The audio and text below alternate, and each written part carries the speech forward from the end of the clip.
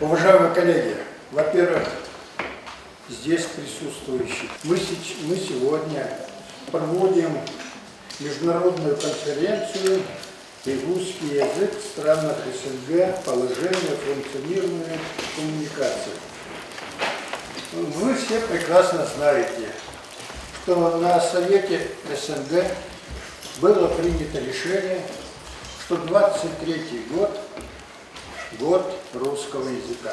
Сегодняшнее мероприятие, которое мы проводим вместе с Институтом имени Пушкина, это экзамен наш перед 23-м годом.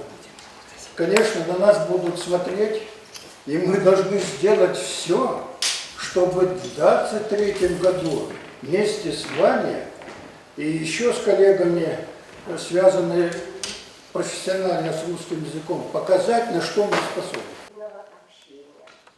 Уважаемые коллеги, дорогие друзья, сегодня мы собрались, наша конференция проходит в преддверии нашего национального государственного праздника, Дня народного единства. Этот день посвящен тем событиям, когда народы нашей страны объединились для того, чтобы отстоять не только независимость и суверенитет нашей страны, тем более тогда это были достаточно относительные понятия, они объединились для того, чтобы отстоять свою веру, свою самобытность, свой язык и свою культуру.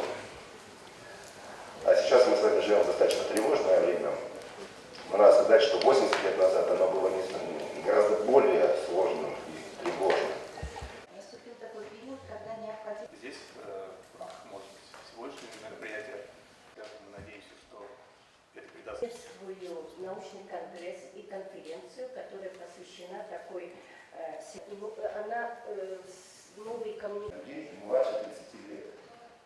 Конечно же, нам